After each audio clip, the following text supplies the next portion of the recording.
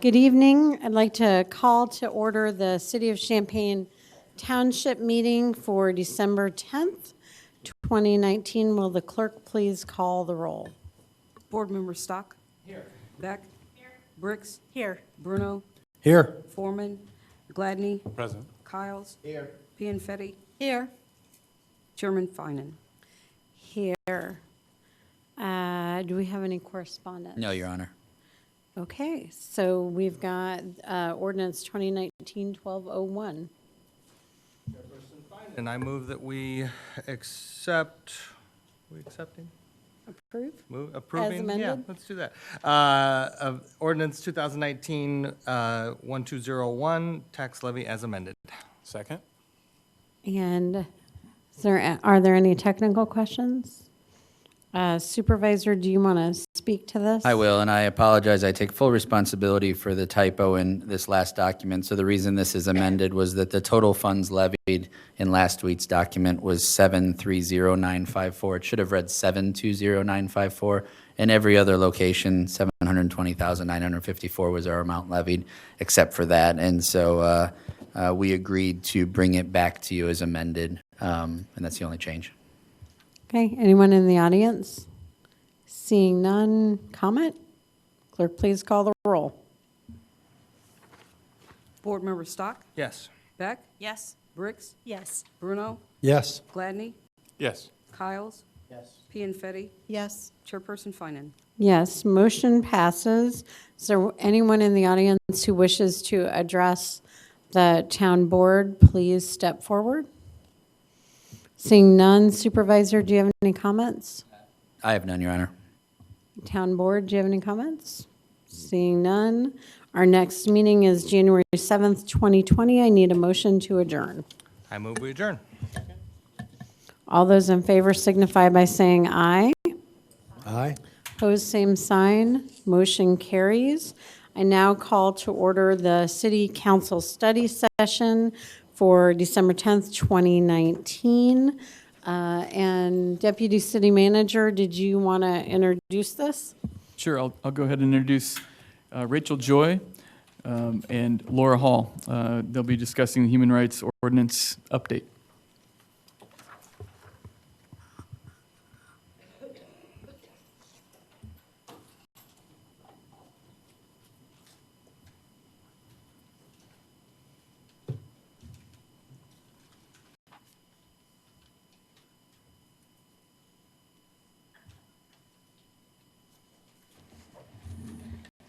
All right. Good evening, Council. We were here in June, and we're back to kind of go over some things that you gave us direction on and feedback.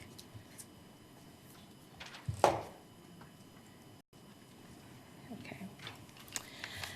Tonight, we're going to talk a little bit about reducing the time for post-prison time to consider convictions from 5 years to 2 years.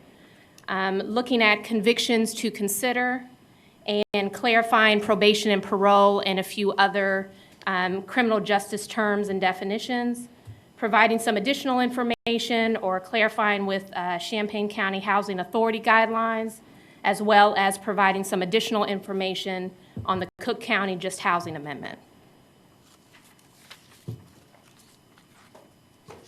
When we were here in June, we talked a lot about sort of HUD guidelines and how they related to federally funded public housing providers. With that, we talked about sort of mandatory exclusions, what those were, and as we looked at the Champaign County Housing Authority and their policies, they also adhere to these same guidelines. They also, as is sort of the trend across the country, looking at ways to provide more access to housing for those individuals who are formerly incarcerated. So you see several programs around the country looking at working with organizations, how they can sort of reunite families and also provide more access to creative housing opportunities for the formerly incarcerated. And the Champaign County Housing Authority does that as well. The Cook County Just Housing Amendment, that was passed in April. Their rules were just approved November 20th of 2019. And it actually goes into effect in January of 2020. Just want to highlight a few of the major areas of the approved rules. One of the things is that the landlord or property owner is unable to look at prior to on an application, ask the question about criminal background. They have to wait until they want to ensure that this person is a viable tenant. So it's not something that you can do up front. So that's one of the highlights. They do not and cannot ask the question on an application for housing. They also have to provide a reasonable amount of time for the individual to dispute their denial. So once an individual is denied, they have a certain amount of time. They did not specify what the time is. They just indicated that it had to be reasonable. So an individual has the opportunity to come back during an appeals process to talk to the landlord during that process about occupancy. They also have a 3-year period. That is the only time frame that they can look back for convictions. Unlike our ordinance that specifies forcible felonies, they just talk about any conviction. They don't have a specific conviction that they are talking about, and they can look back for a 3-year time frame. The landlord is also required, so once this individual, let's say that they apply for housing, they've done a criminal background check after the landlord has determined this would be a viable tenant, and then they've been denied. During that process, the landlord is required to detail in writing why they have denied that individual. They have to show what the risk is to property or to the safety of other occupants. So the landlord has to provide that information to the tenant.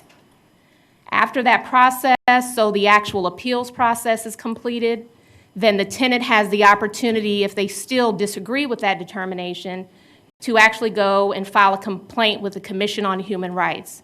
So essentially, the tenant or potential tenant would have a package to provide to the Commission on Human Rights of the selection criteria they received, the criminal background, and also sort of the explanation from the provider of why they will not take them for housing. So in other words, the burden is on the landlord to prove that this individual will not be a viable tenant. We don't have any information on how well this is working, since it won't actually begin until January of 2020. For the second part of our presentation, Laura Hall will talk about criminal justice terms, also categories of discrimination, and provide you with information on the proposed language this evening for your consideration. So last time we were talking about different terms, and it seems like we weren't all speaking the same language. So Rachel and I wanted to clarify some terms that seemed a little, or just people didn't fully understand. So when we talk about felonies, we're talking about a crime for which there's a sentence of death or a term of imprisonment in a penitentiary for 1 or more years. And penitentiaries are commonly referred to as prison or DOC, the Department of Corrections. So that's what we're talking about. We talk about felonies. Misdemeanors are any offense for which a term of imprisonment in other than a penitentiary for less than 1 year may be imposed. And this is commonly referred to as county jail, or county. There's also some questions on parole and probation. And parole is a form of early release from the penitentiary after an inmate has served a portion of their sentence. And then the inmate serves the remainder of their sentence outside of the penitentiary.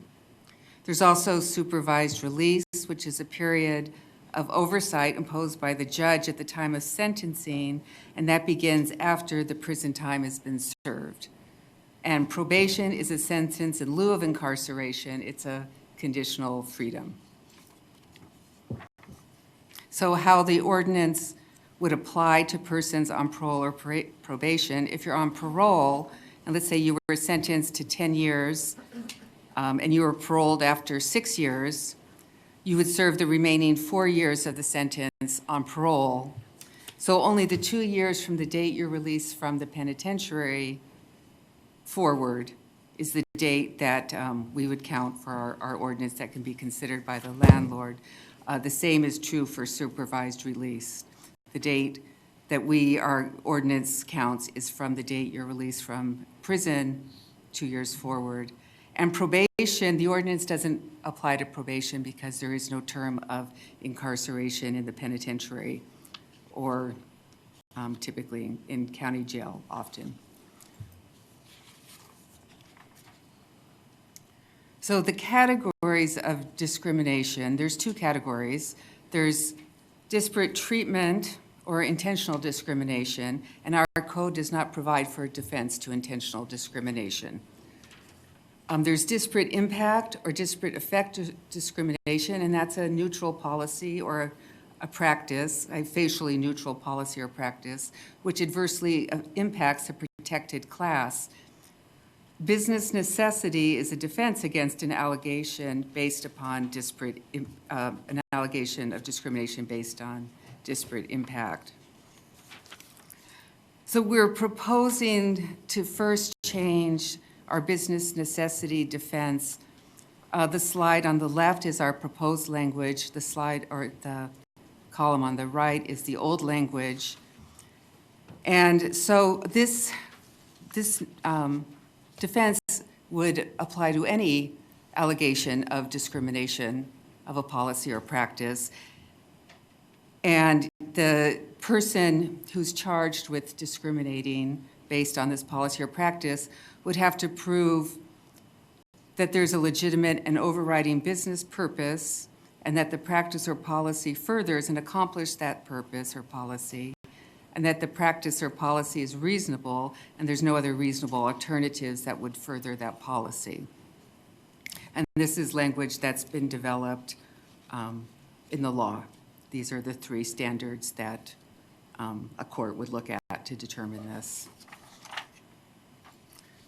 The business necessity defense that we provided for pertaining to specifically criminal convictions, I've only put on this slide the changes. The rest of the ordinance remained the same. But we did change the language from discrimination to a landlord denying an application for housing based on a record of conviction and sentencing to a term in the penitentiary. So we added that for clarification, even though it always meant that. That was always the intention of the ordinance, but it's clarifying.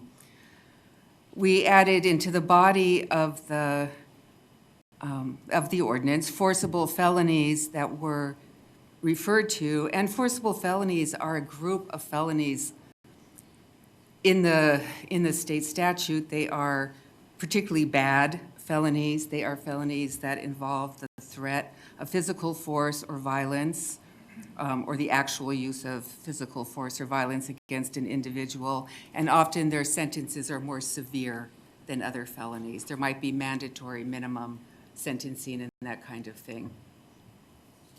And that's why they're grouped together. And then we changed the time to 2 years and took out the use of the language about drugs.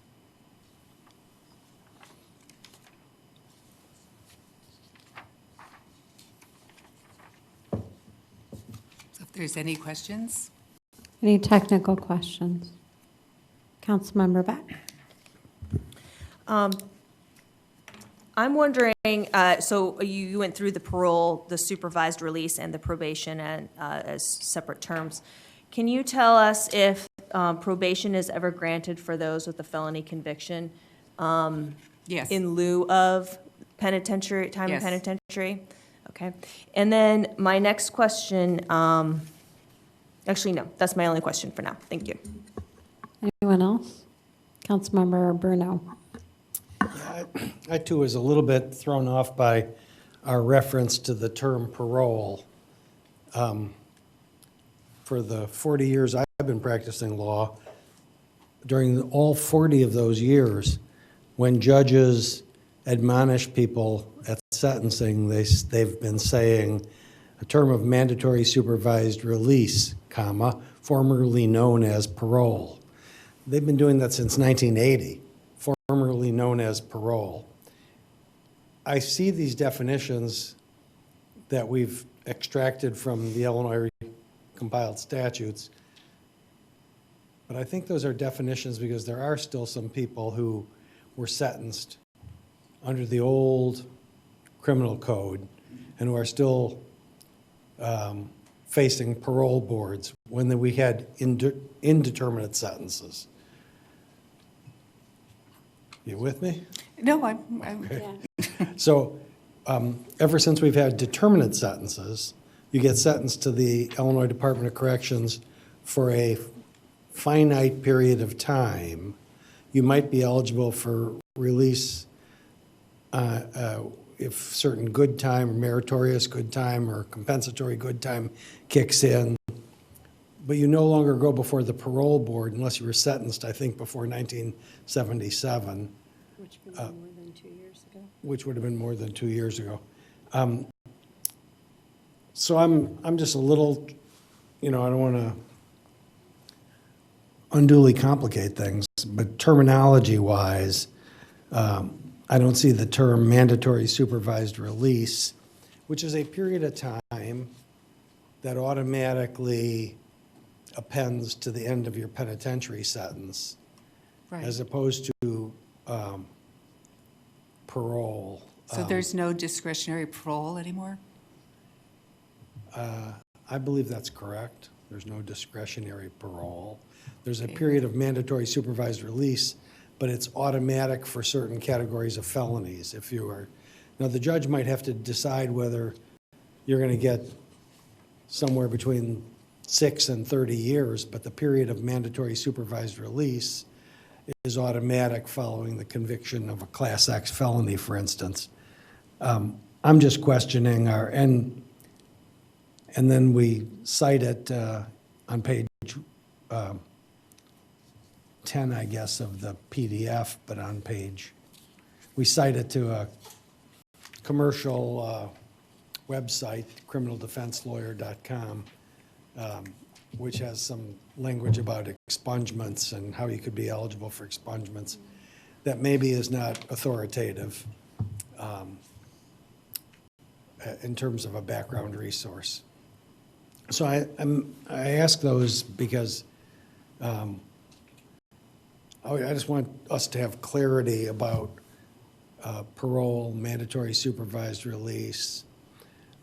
I think our ability for landlords to legally discriminate is limited to people who have been sentenced to the penitentiary, correct? Correct. And you can't get sentenced to parole without having been sentenced to the penitentiary, but you don't get parole anymore. You get mandatory supervised release following your release from you never go to the Illinois Department of Corrections anymore in Illinois for an indeterminate length of time and then come down to the parole board. You hear those stories once in a while, but it's from people who were sentenced to horrific crimes in Illinois in the 1950s and 1960s, and now they're still going back before the parole board. That doesn't happen for anybody sentenced in the last 43 years. Maybe that's not a technical question, but I want to make sure everybody in the room is at least that we all have the same understanding of these terms.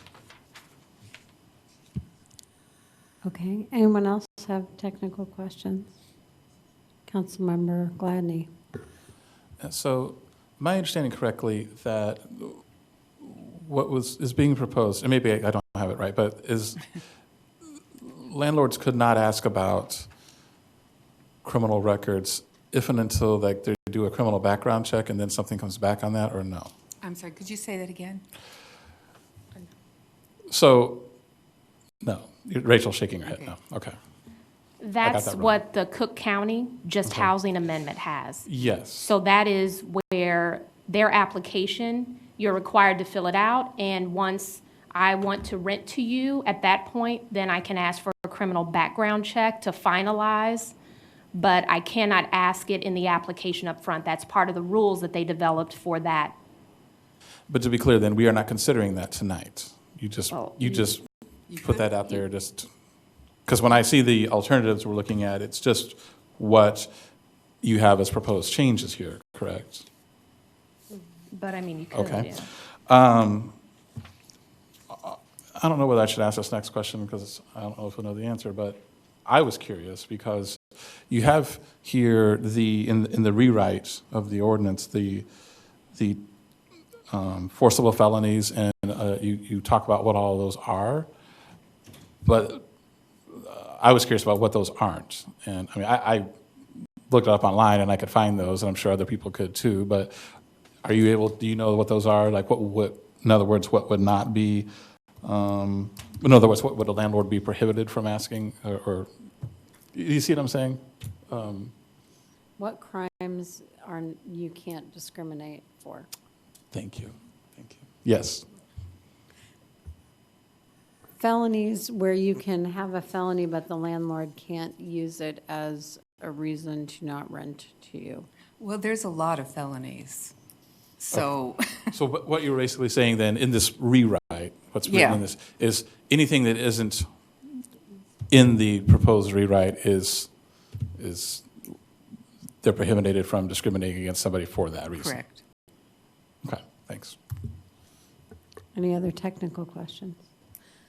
Anyone in the audience wish to address the council, please step forward, state your name and city of residence, and limit your comments to 5 minutes or less.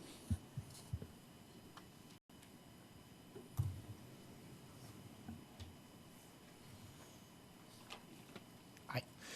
My name is Randall Nelson. I'm in District 4 of Champaign.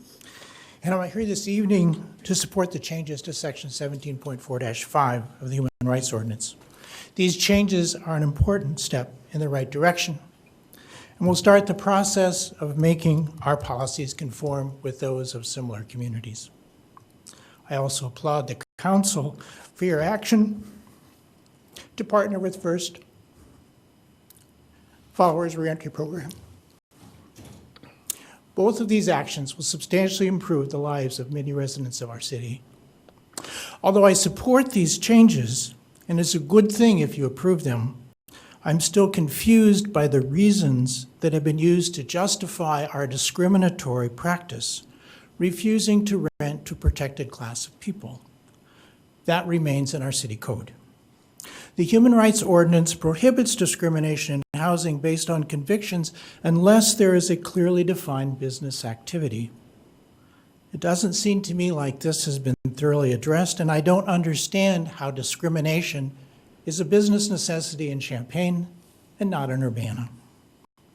I'm perplexed by the argument that breaking the law has consequences that last beyond the legal sentence.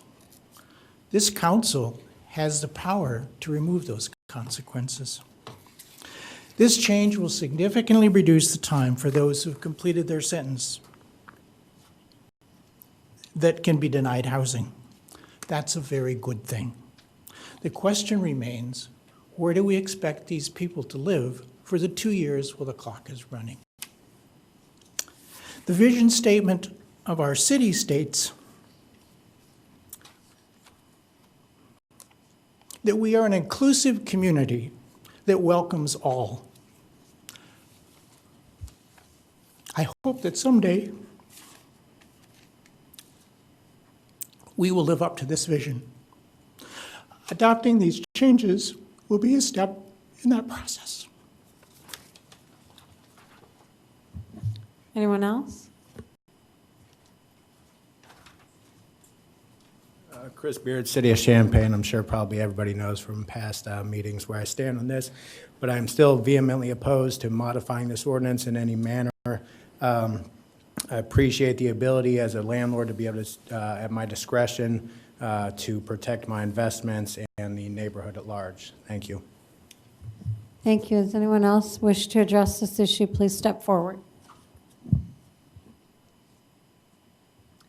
Hello, my name is Esther Pat. I live in the city of Urbana, but I'm speaking tonight on behalf of Champaign Urbana Tenant Union at 44 East Main Street in downtown Champaign. Well, of course, as you know, we asked for more and would like to see more, but these are actually some really significant changes. I want to thank you all for having the study session last June. 25 years ago, when a different council and mayor first passed this, it was part of a bigger package, and I don't know how carefully people looked at the exact words. And you all had a study session looking at one paragraph, and when you did that, you saw that there were things in it that you didn't realize were in there, like the biggie that it applied to people, or at least was being applied to people whose sentence was probation. While I share the concerns that Mr. Nelson just expressed about what do people do for those first 2 years, cutting 5 years down to 2 and making clear that this applies only to people who are sentenced to penitentiary will help a lot of people. It will help in our efforts to reduce homelessness and will reunite families sooner. So I do encourage you to adopt these proposed changes. Thank you. Thank you. Anyone else?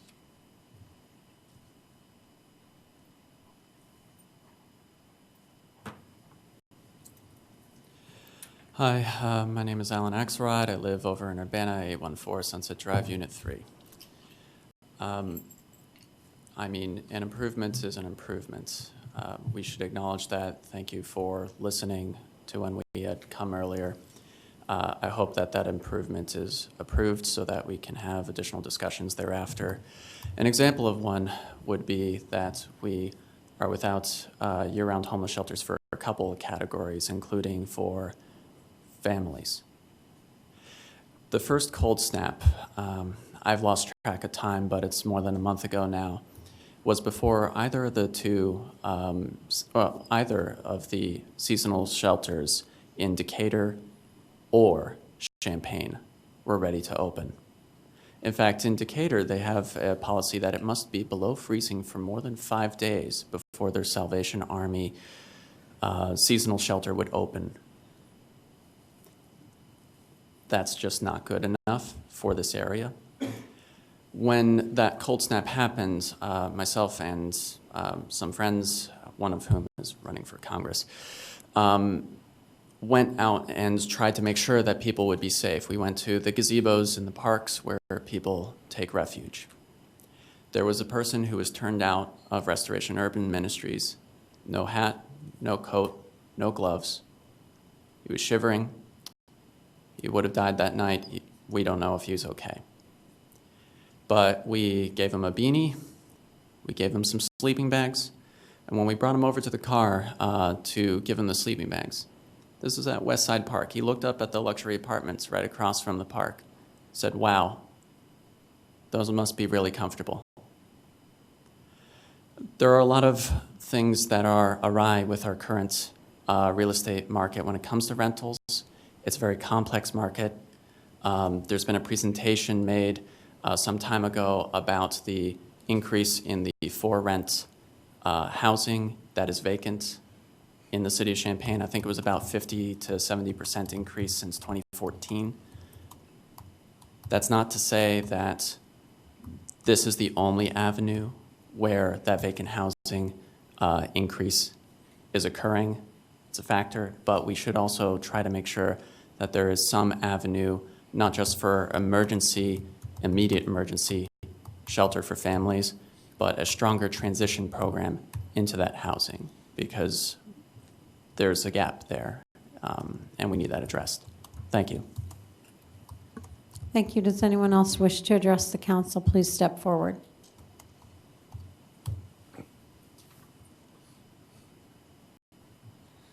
Hello, my name is Benjamin Beaupre. I'm a citizen representative for the Champaign County Reentry Council, but today I'm just speaking on my own behalf.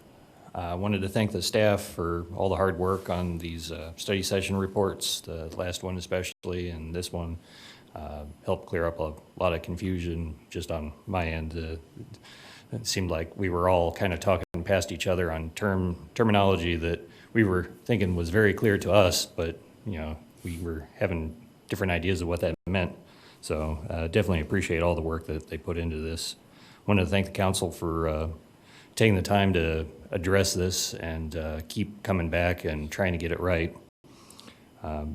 I support the compromises recommended. I think it's also a step in the right direction. Have some of the same concerns as the previous speakers, but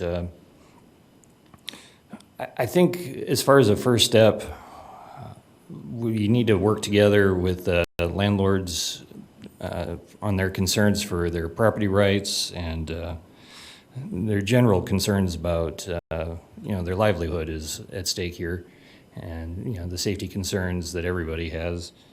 But at the same time, I think we have to really be careful when we do anything with these compromises, when we're balancing human rights and, the real issue of recidivism in our town is also a safety issue.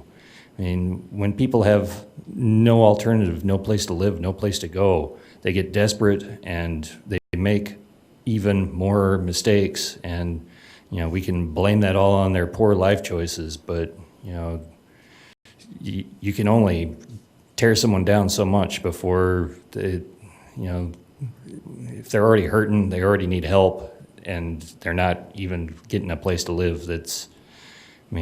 Things are going to go wrong more than they're going to go right, and we need to do better.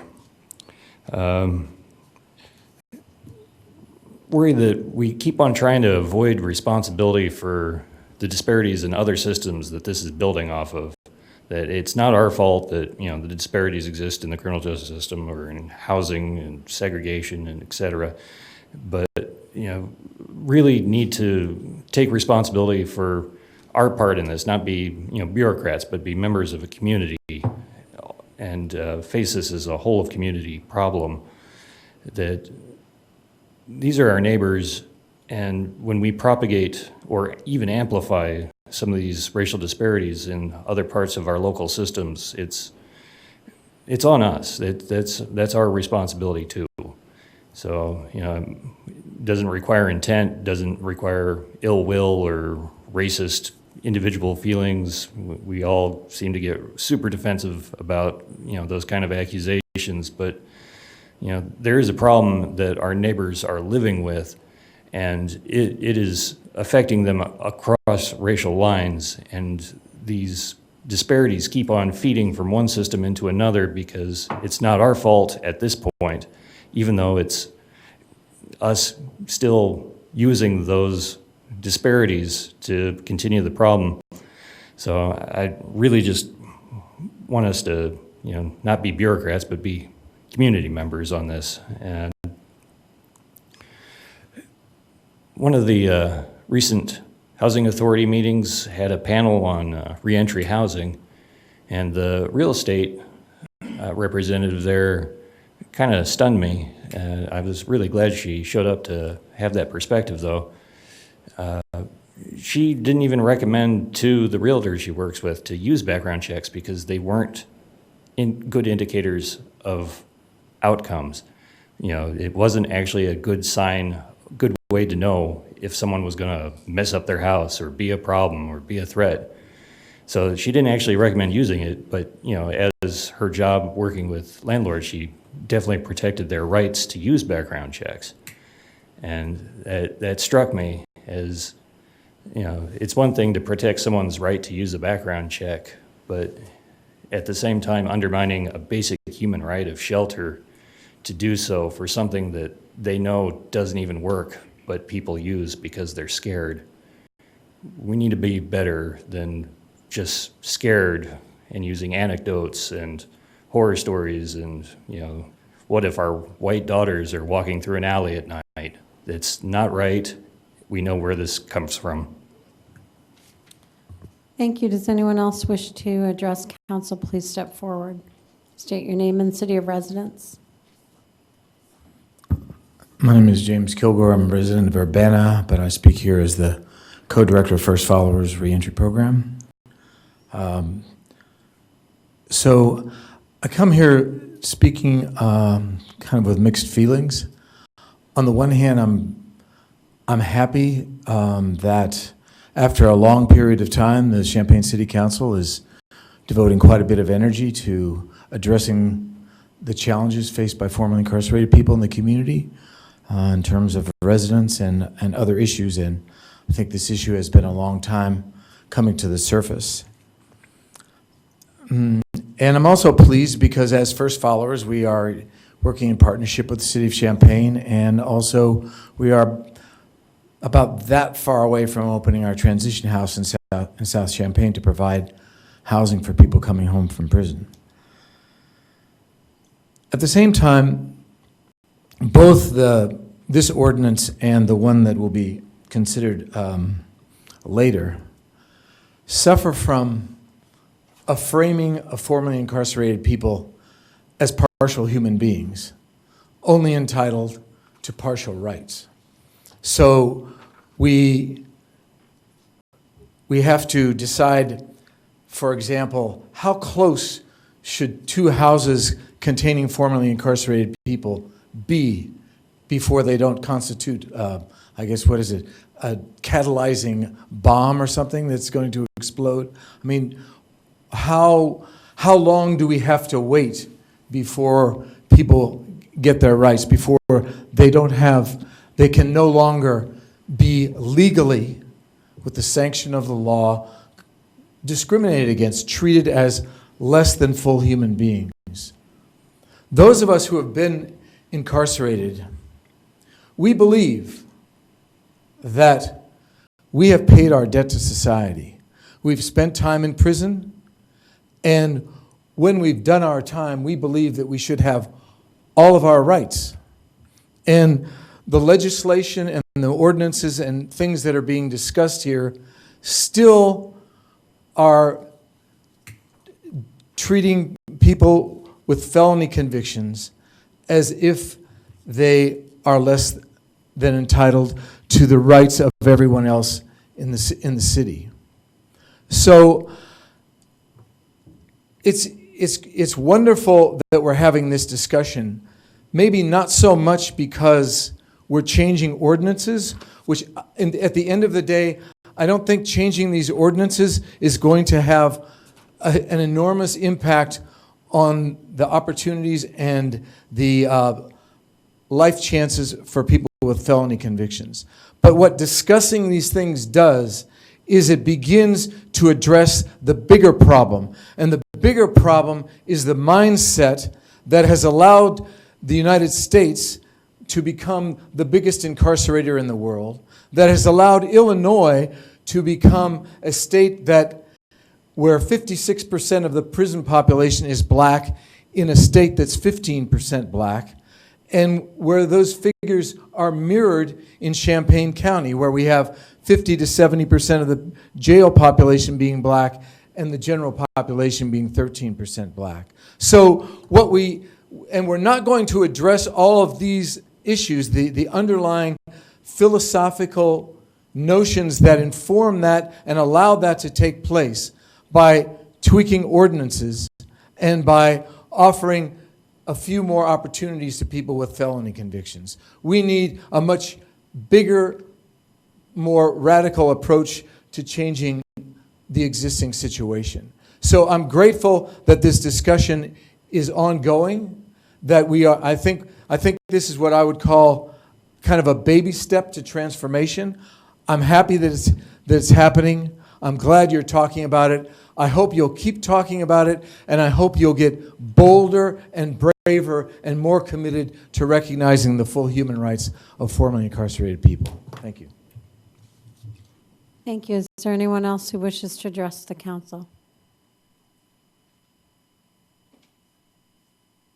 Hi, my name is David Cisneros. I'm actually a resident of Urbana, but thanks for the chance to talk to you.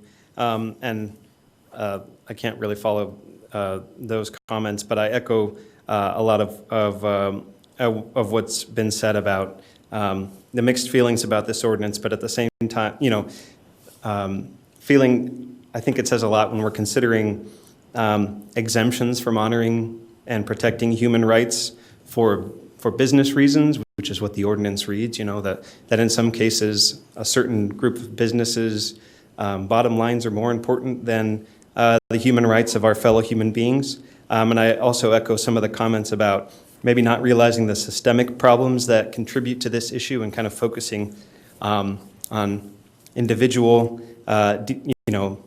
almost demonizing individual people. But anyway, I won't repeat all of that.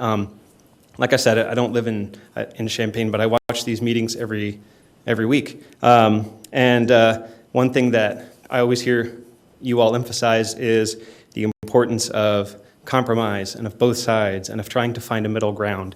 And I guess in this case, you have one, right? You have one that there are lots of problems with, but that will help make things better, and that's a baby step to making things better. So I would encourage you to kind of live up to that mantra that I hear every week on TV. Thanks. Thank you. Is there anyone else? Good evening. My name is Linda Reynolds. I live in Urbana, but I want you to know I was raised in Champaign. I have, my husband and I got married. We crossed the street, moved to Urbana, and I also have grandchildren who do live in Champaign. So I'm here to talk to you on behalf of the fact of, I think it's time to stop supporting Wall Street and their prisons. I think it's time for us to be able to try to come together and think about that everybody has a story, and that we have a lot of families who are displaced, divided, broken, and are going through a whole lot just because they cannot be families together. I want to thank you very much for coming to where you are today.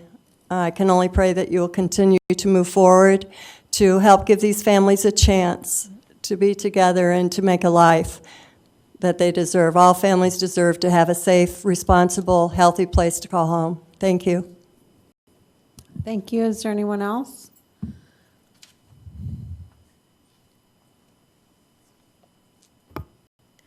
Hi, my name is Marcy Edelston Schaefer. I live at 2404 Southmore Drive in Champaign, and this is going to be very short.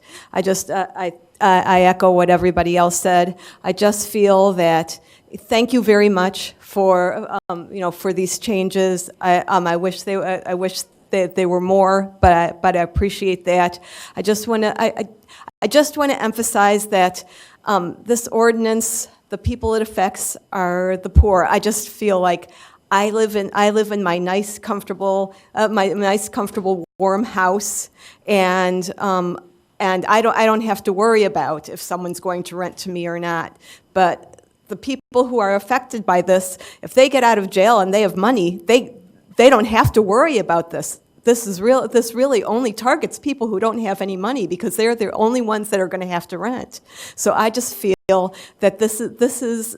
Thank you very much for what you've done. I just wish it were more, just because it would. I just think it discriminates against poor people. Thank you. Thank you. Is there anyone else? Seeing none, is there any council comment? Councilmember Kiles.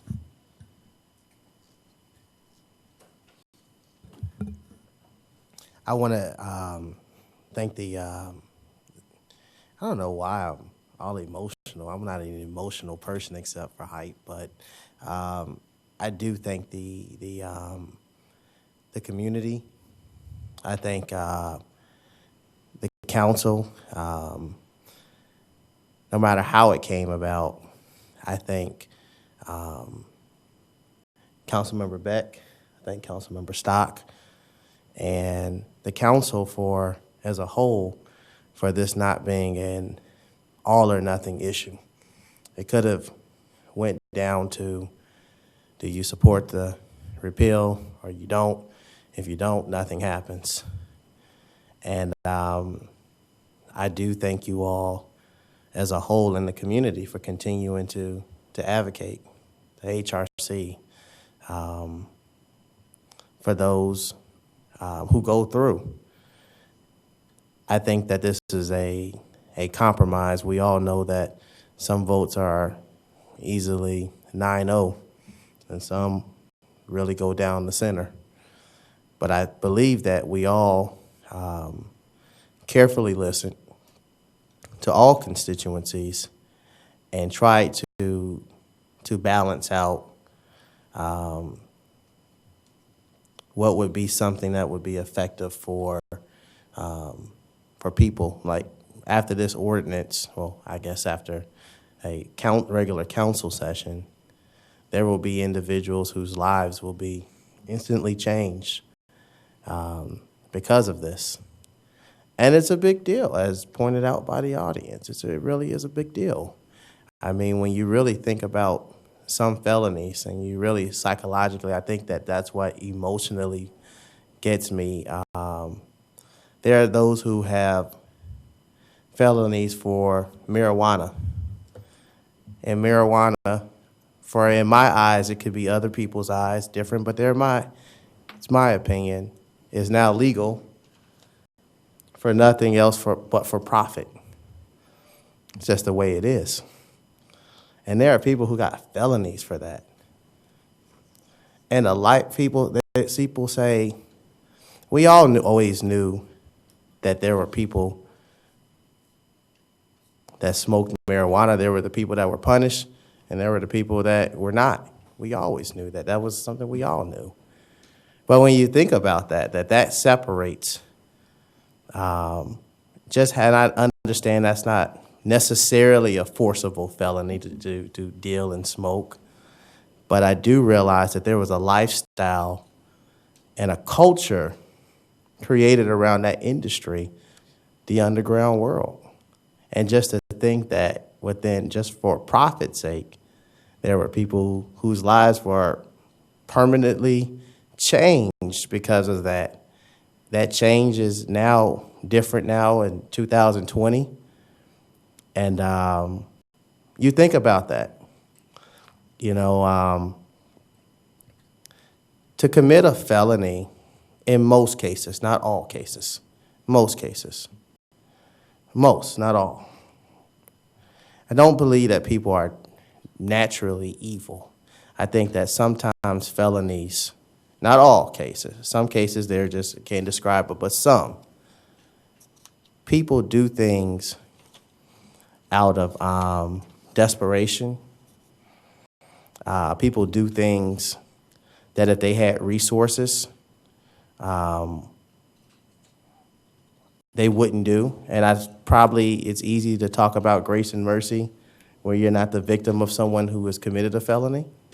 Perhaps it is, perhaps it isn't. But nevertheless, I'll end this by thanking us as a community, as a council, to work towards a solution. I think that is the best thing that could come from tonight. Anyone else? Councilmember Beck. I'm glad we've gotten to this point. This is a really important conversation for us as a council and as a community for so many reasons. It really does help us to lead our work as we continue to address the very real disparities that exist in our community and beyond. For people who are formerly incarcerated, and in particular for groups that are disparately incarcerated. There's no doubt that our justice system is flawed, and that we as a community continue to participate in that flawed system when we do things to continue to punish people once they've left the penitentiary. And when we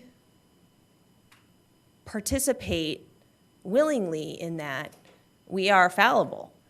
And I think that this is one step that we can take to start to make that less impactful and to do better. But it does not go far enough. And I hope that this will be an initial step that we can take together as a council, but that we can continue to look at in a more in-depth way the ways in which we continue to participate in racially disparate policies.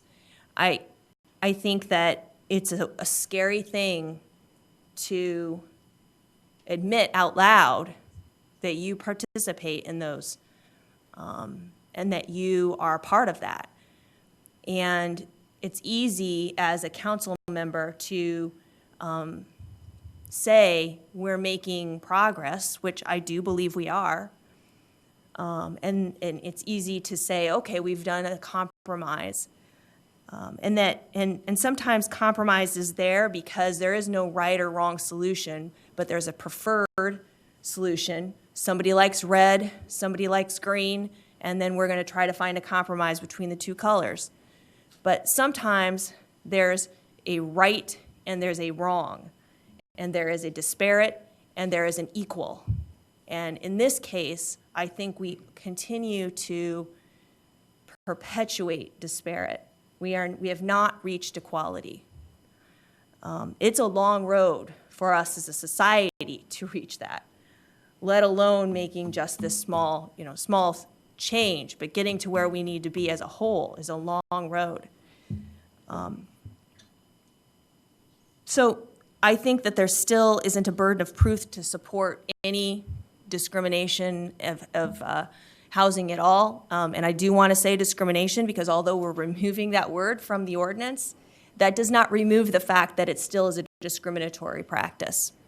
It makes us feel better because it doesn't say discrimination in it, but it still is a discriminatory practice based on race. It is a racial disparity. It is a discrimination based on race. If we go back and examine the issue further, I hope that what we can do is see that there really isn't a 1 year or 2 year or 3 year or 5 year solution to say that this person will be a better tenant because they've been out of prison for long enough to be a good tenant. At what point does someone all of a sudden magically become a better tenant because they've resided outside of the penitentiary? 6 minutes? 6 months? 6 years? It makes no sense. I mean, that in alone is just, it's completely arbitrary. I am going to support this because I think that it does take some important steps forward. But for me, this is not the end process.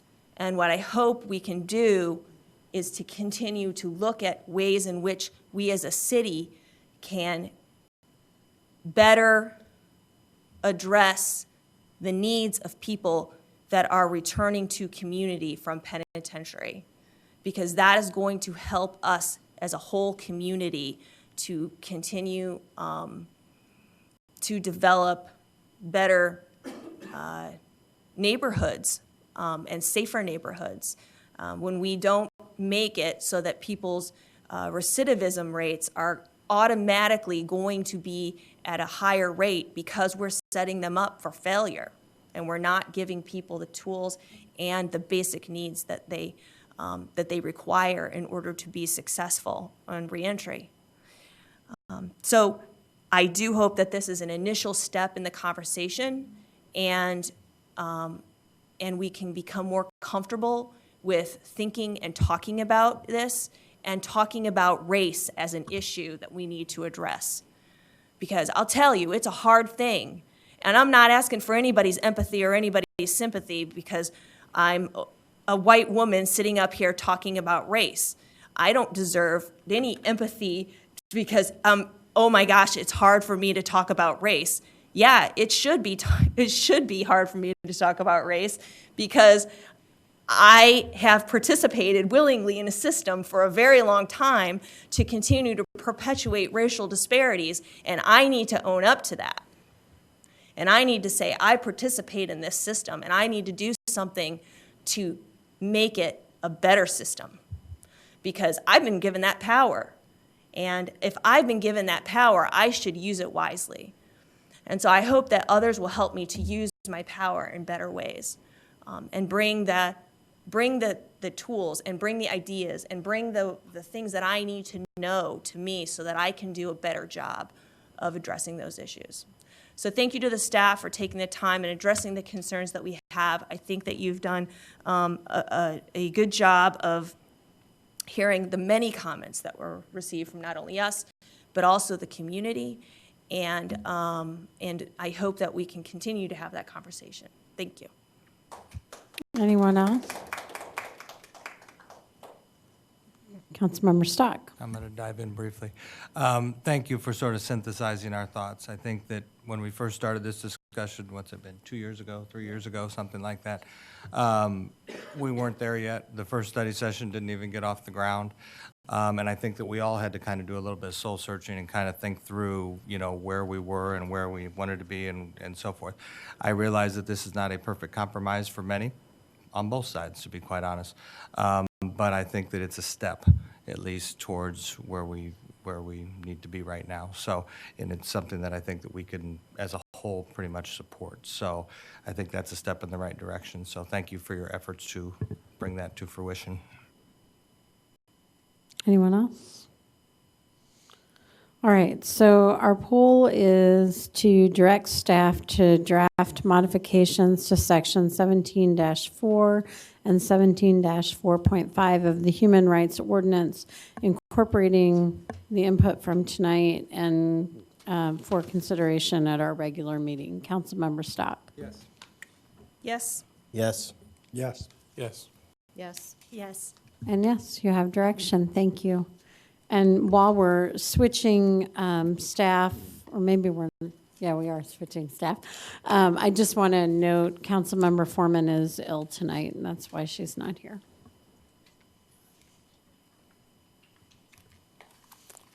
Deputy City Manager, are you introducing Ben?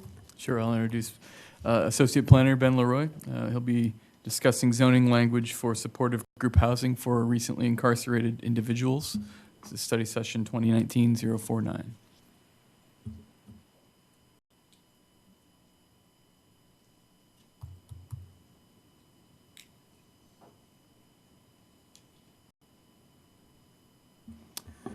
Good evening.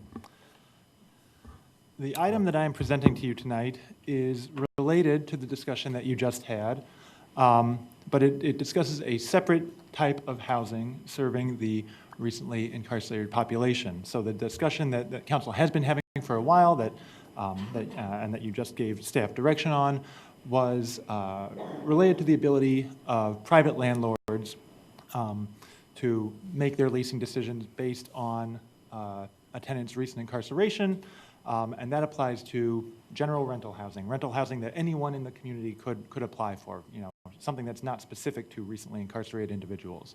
What I am discussing tonight is a different type of housing. It would be group housing, and specifically supportive group housing for recently incarcerated individuals. We are outside the landlord-tenant context. We are talking about a group or an organization acquiring property, wanting to host recently incarcerated individuals and support them as they move out of the penitentiary and rejoin our community. So tonight I'll be talking about the state of our current law and then providing you some parameters to discuss about options that you may wish to direct staff to undertake to more liberally permit this type of housing, because it is pretty restricted by our code right now. I'm not going to belabor the point that's up here on the board, but I will of course mention it because, as has been said numerous times, recently incarcerated individuals do face housing challenges, and those challenges in securing safe, affordable, stable housing, they contribute to cycles of recidivism and homelessness, again, as has been discussed. One potential solution to this is supportive group housing for recently incarcerated individuals. I'm going to refer to that alternately by that title and by the title reentry housing, just because reentry housing is a lot shorter. But I'm talking specifically about supportive group housing for recently incarcerated individuals. In your staff report, I list some of the many elements that we see in this housing typology. There is not one particular type of supportive group housing for recently incarcerated individuals, but this type of housing, we see one or several of the following things being expressed. We might have several residents living in the same structure. We might have residents not in their own individual dwelling units within the same structure, but that they are sharing bedrooms or bathrooms or kitchens or common areas. Residents may share certain responsibilities, cooking, cleaning, maintenance, things of that nature. There may be supportive social services offered on site by staff. Those staff may be live-in staff, they may not be live-in staff. This housing may be situated in a neighborhood context alongside other residential neighborhoods, alongside other residential uses, rather than being isolated somewhere in a more commercial or industrial or institutional context. This housing is often provided in a structure that resembles a single-family home. It's not an apartment building. It's not, again, something that looks institutional. It looks like a house.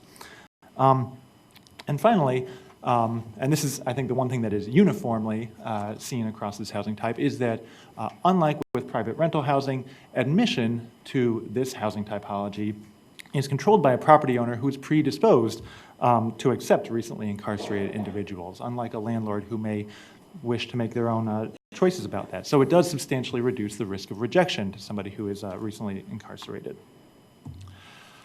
So what is the existing regulatory framework in Champaign to handle this housing typology? Well, as I mentioned, it is somewhat restricted. The first operative regulation that impacts this is the household size limit. And this is a household size limit that applies across almost all residential land uses. There are a few exceptions I will get into a moment. But this is irrespective of whether we are talking about 4 recently incarcerated unrelated adults, 4 city council members who want to be roommates and hang out together, and, any 4 unrelated adults in the city of Champaign can live together in any dwelling unit. So, supportive group housing for recently incarcerated individuals is legal everywhere in the city of Champaign as long as there are no more than 4 unrelated adults living on site. We do not have a good fit for reentry housing that is trying to house 5 or more recently incarcerated individuals. And this can be an issue because, as I discussed with this reentry housing, there's a spirit of commonality, there is an element of economies of scale when these sorts of services and housing are being offered.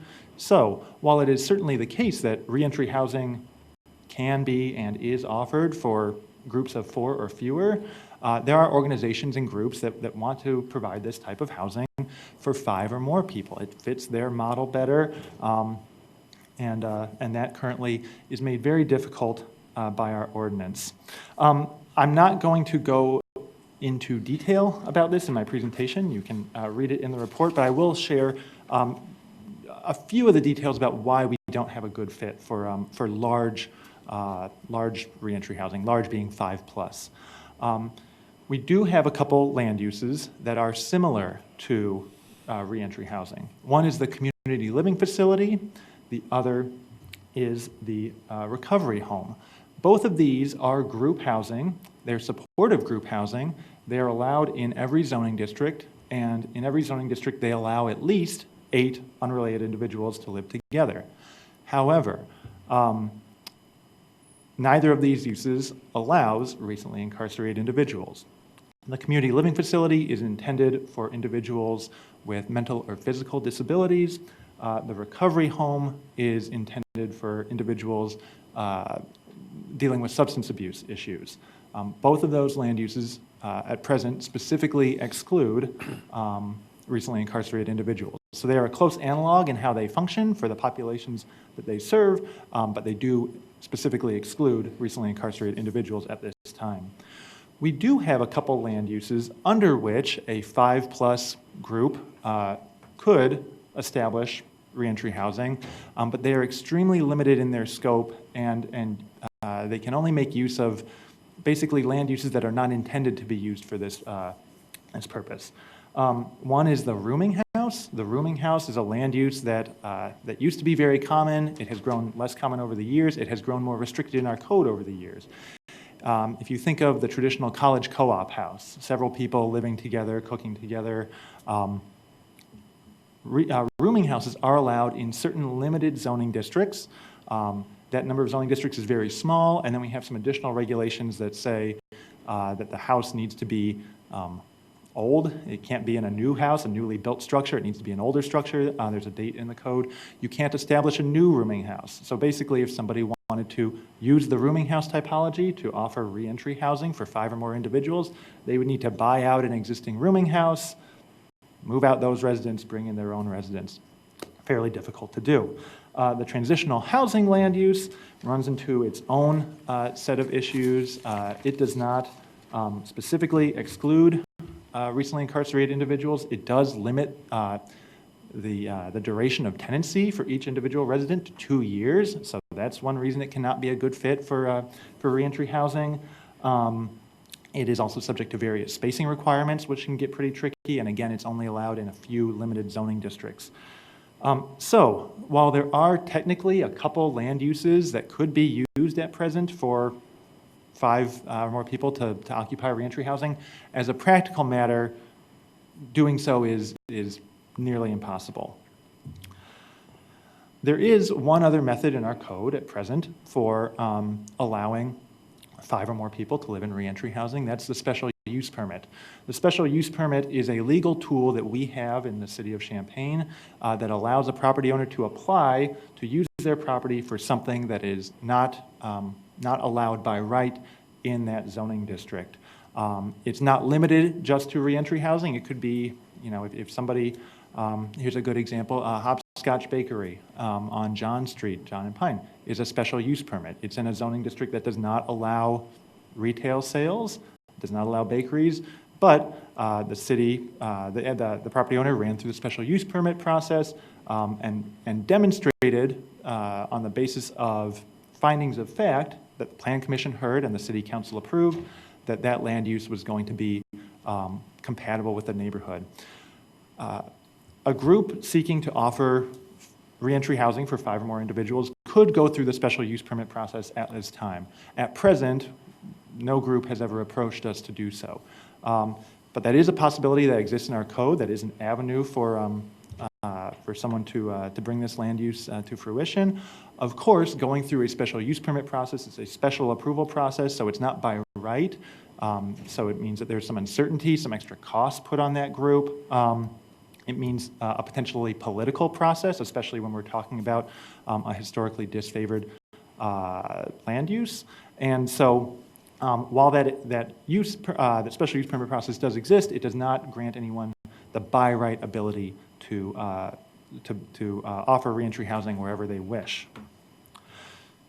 So what the opportunity you have tonight is to discuss some possible regulatory changes and direct staff to bring those changes back to you for approval if that is council's direction. Some possible regulatory changes you may wish to consider. Again, this is for group housing for 5 or more recently incarcerated individuals. Should it be allowed as a permitted use in one or more zoning districts? Perhaps in all residential zoning districts, like the community living facility and the recovery house, perhaps some other set of zoning districts. Should there be a cap on the number of residents, as we have for community living facility and recovery home? Where should that cap be set? Should it include live-in staff? Should there be spacing requirements? We do for a couple of these land uses that are exceptions to the 4-person, the 4 unrelated adult cap. Some of them have spacing requirements. We could put a spacing requirement on this if we create a new exception to the limitation of 4 unrelated adults in a household. Should certain prior convictions be excluded? Should individuals with certain prior convictions be excluded from this land use? And are there other council considerations? Staff have not done a comprehensive survey on what other cities offer, on what other programs offer. These are presented to you as some of the main parameters, though, that we see in other communities and affecting this program. Staff is able to draft a new land use, modify an existing land use, to follow whatever direction council gives us, but these are presented to you as parameters for your discussion in deciding whether to more permissively allow supportive group housing for 5 or more recently incarcerated individuals. And with that, I'm happy to take questions. Technical questions. Anybody? Councilmember Gladney. Yeah, real quick. So you mentioned how I think these wouldn't be allowed in like a new home type of thing. So that is specifically for the existing land use of the rooming house. Correct. So how do you define new? I mean, like so new you can still smell the drywall, or are you talking about something that's a year, 5, 10 years old? What's that? Good question. Let me pull out my report here. Is only structures built before 1965.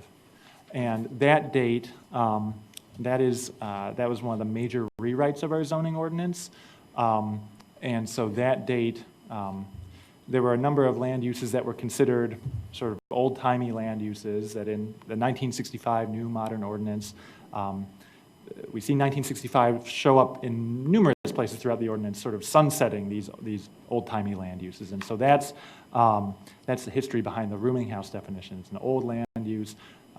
Council at that time and subsequently has never wanted to completely end rooming houses, but that was one of the rules that was put in at that time to limit their growth and their scope. So are you saying new is defined as something 54 years old or younger? Yeah, so yes, if that's the math is right. Yeah, so yeah, only structures built before 1965 can be used as rooming houses. Interesting. Thank you.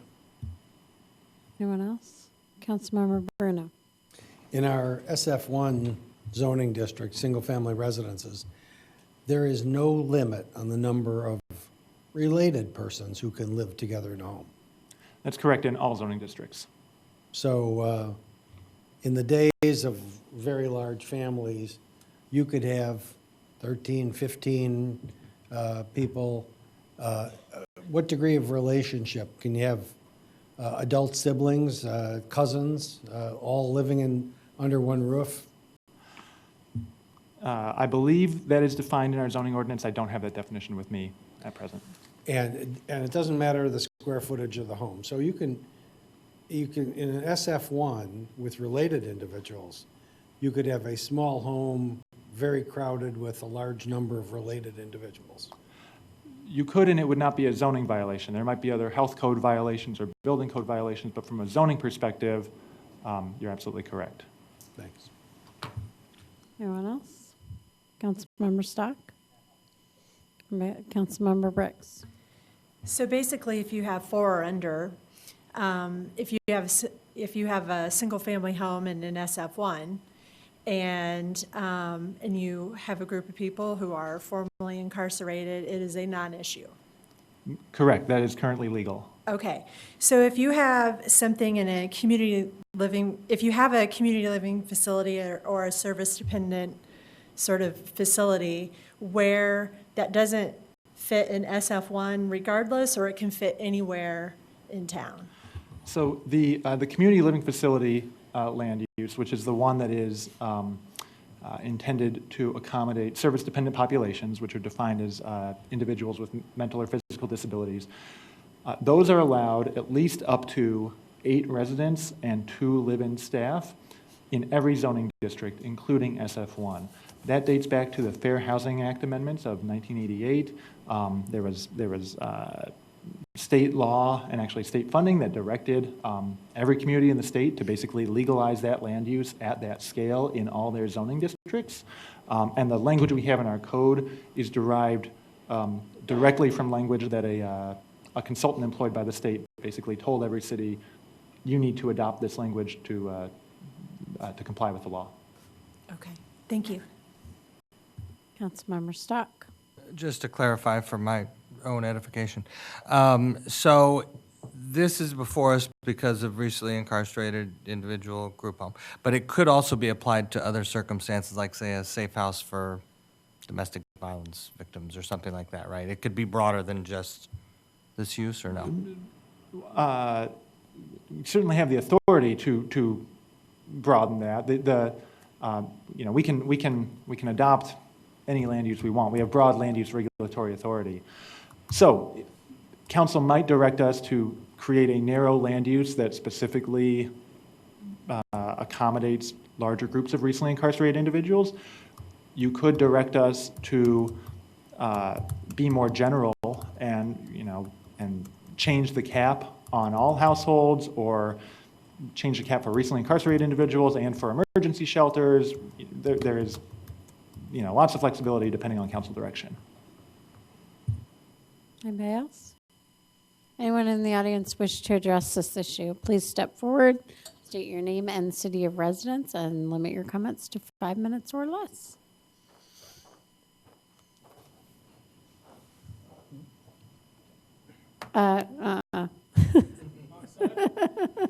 No, the microphone back there. There you go. Is it on?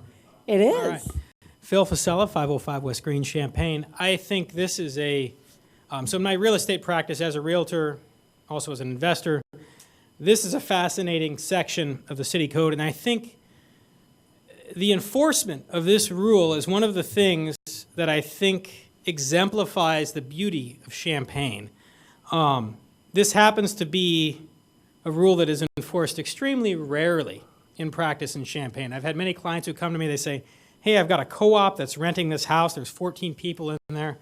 I don't know if it's a legal rooming house. And I've been able to tell them, well, building safety and neighborhood services have different rules.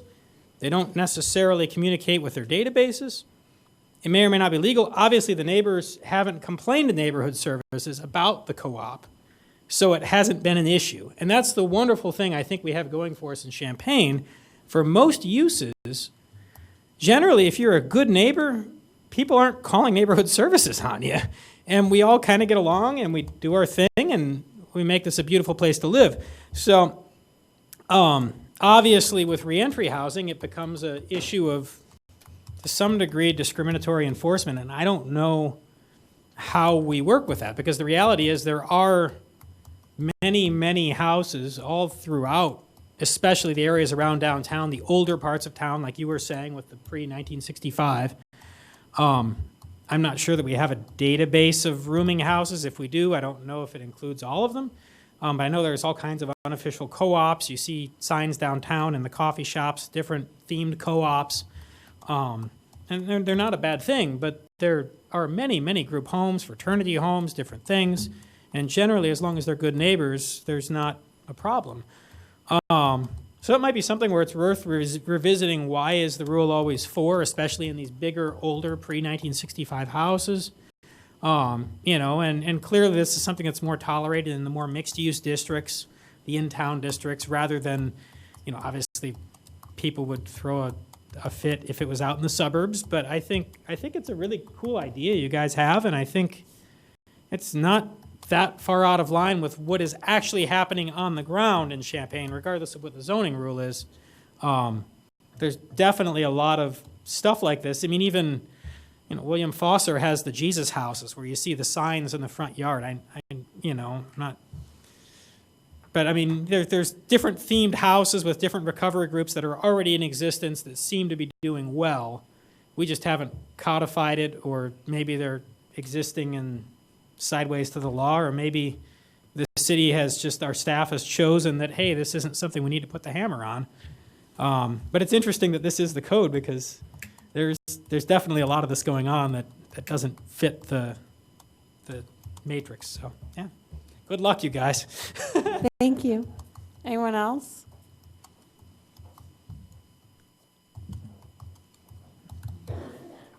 Hi, I'm again Linda Reynolds. I know that there are some of these houses that are in the North Champaign area, and we do have some residents who do live in some that are actually from out of prison. And the problems have been is that there are fire safety health issues that aren't being addressed through the landlord. The homes are not being kept up. I mean, there's a lot of factors that are involved there. Also, there are some that are for tenants who are addiction recovery. And with that being said, it's been a hard process in not having supervision to really help them along their way while they're trying to establish themselves as residents. So I just wanted to set that out there. Thank you. Thank you. Anyone else? Council comment. Anybody want to take a stab at the things Ben wants to know? Councilmember Beck. I got my answers already written down for you. So clearly I'm going to be in support of this moving forward. As far as you sort of have a list of questions here underneath possible regulatory solutions that I'm just going to point to for the other council members. It kind of gives you a good, yeah, they're also up there, but there's also like this little list here that you can read more thoroughly what the question is. It's asking if we should allow, of course, I'd like to permit this anywhere in the city, any district without any special use permit required. Should the zoning laws regulate the number of residents? I think we should make this on par with other supportive housing. And then should the zoning ordinances impose spacing requirements? No, I don't see any need to require any spacing between houses. I mean, that doesn't really make sense to me. And should the zoning ordinance allow supportive housing for recently incarcerated individuals in all residential zoning districts? Yes. Should the zoning ordinance exclude individuals with certain prior convictions? No. Anybody else? Councilmember Pianfetti. This may be both a comment and a clarification. And I just may be more tired tonight than I typically am, but this seems to be going a little bit backwards in my head because we are fixating on a specific population. So I guess I'm a little bit more leaning towards, why are we saying that we need this specifically for formerly incarcerated individuals? And I guess I'm trying to figure out, the point that was said about, is there a benefit to extending it out to other groups? So one of the things in consideration, maybe in other opportunities, is whether or not we need to, are we going to keep modifying it as other options go? I certainly am supportive of the need to have this, but I'm a little bit uncomfortable just in our last conversation now saying we're going to be saying that for this particular home, we have to have specific regulations. I think we kind of now are balancing out again something that we're trying to not balance out. So I'm okay with trying to think of this a little bit more liberally in the sense that we do need to be able to offer out opportunities to be able to get people housing and to be able to provide opportunities for reentry that makes it giving them the resources that they need. And I do agree with Phil that when they are good neighbors, a lot of these things don't even become an issue. So I have faith that is what will, and hope that is what's going to occur. So I do agree in most everything that Councilwoman Beck said. And for me, I think what Phil said, I think I'm the suburb that you mentioned in my area. And so I think we would have to probably look, and I think that would probably be, I might be getting some pushback. It would not stalemate me or make me a holdout for tonight, but that might be pushback from my constituents, and I want to just say that, but not for tonight because I am in support of this. Anyone else? Councilmember Kyles? I am in support of this initiative, as outlined. Councilmember Beck pretty much went down the line. I'll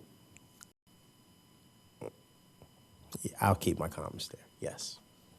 Councilmember Stock? I really just have a technical question. In the old rooming house language, is there any limit on numbers of people there, or is it just say rooming house? Let me check.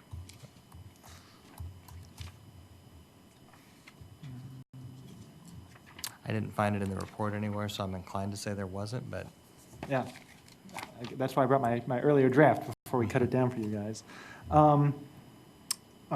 There is no cap from a zoning perspective on how many unrelated individuals may live in a rooming house. okay.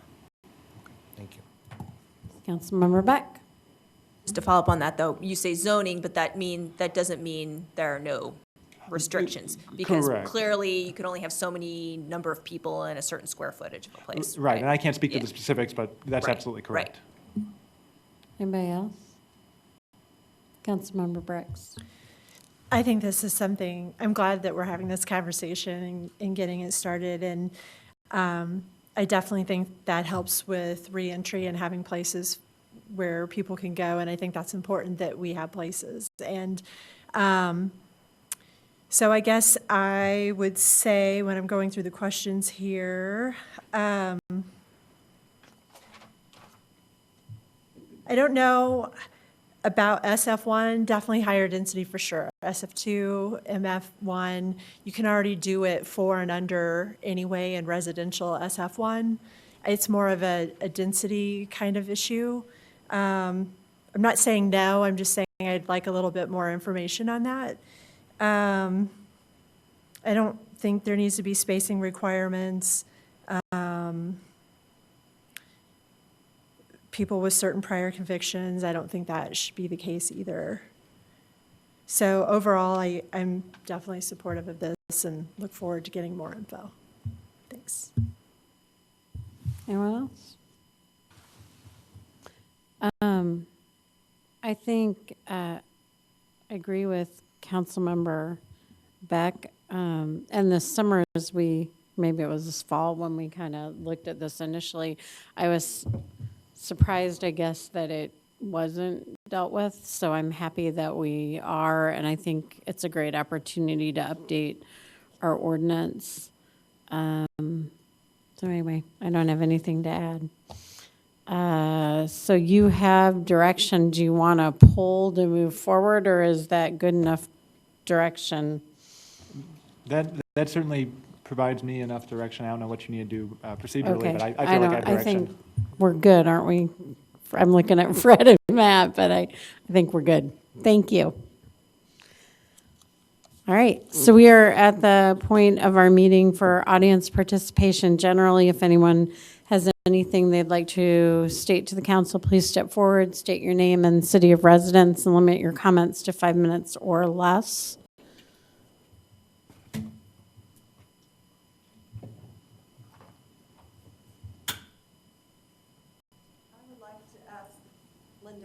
I would like to ask the council a question about, So you can't ask questions. You're welcome to make any statement you'd like to Okay. make. We won't respond. My statement is I want to know, would like to, underneath looking at the proposed plan that was just brought before us, that what is the success rate? I'm wondering what the success rate is for the residents that have been into these houses and how successful it has been for them to be able to be successful outside of them. So I'm going to suggest you might want to talk to First Followers because they may have some of that data for you. Well, thank you. Have a nice- Thanks. They're sitting right over there. Anyone else wish to address the council, please step forward.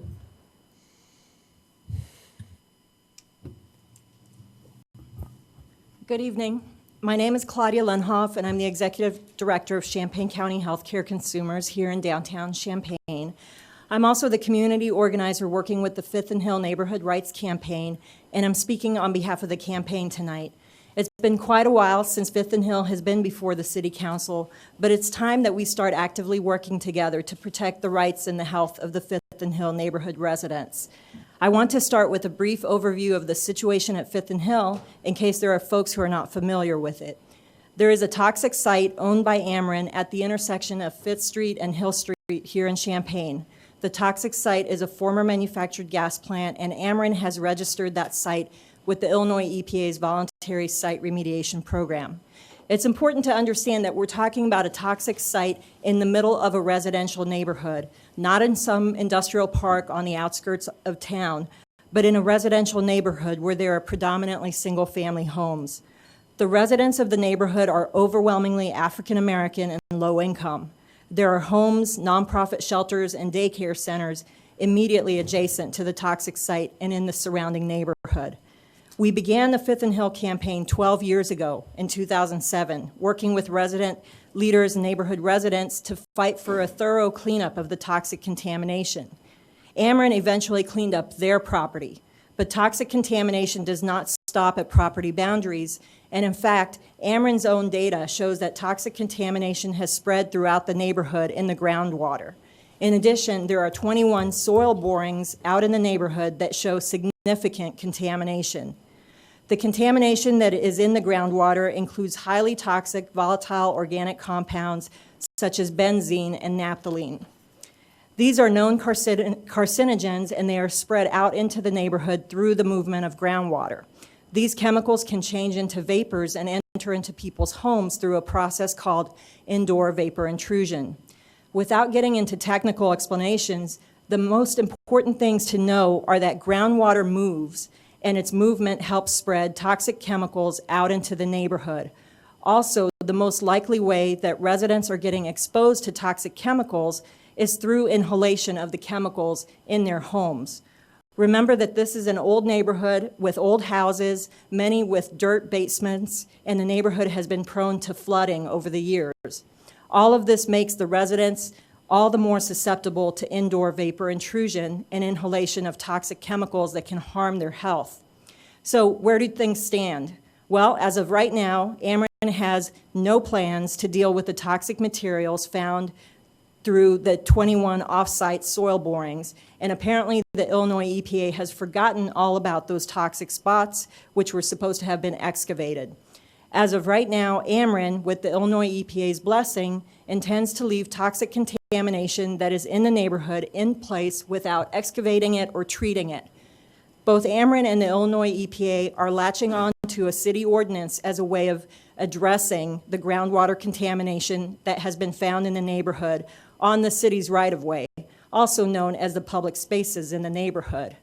The ordinance, while being cited as a way of addressing the groundwater contamination, will actually literally result in nothing being done and allowing the residents of the neighborhood to continue to be exposed to toxic contamination.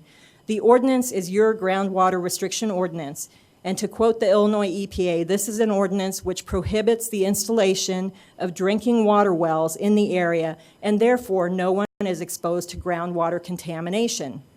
This is such a farce, a cruel joke on the residents. The groundwater restriction ordinance prohibits drilling of drinking wells. It prohibits a thing that no one is doing and no one plans to do.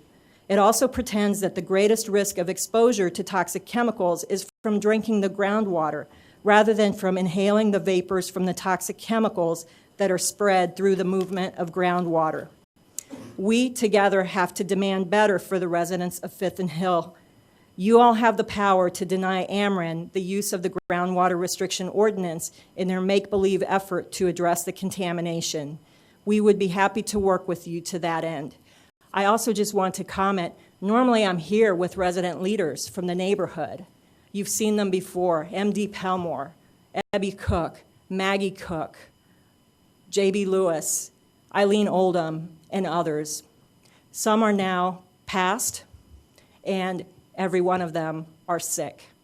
Not just the old ones, also the young ones, sick with cancers. So that's why I'm here without a resident leader with me tonight. Thank you. Thank you. Is there anyone else?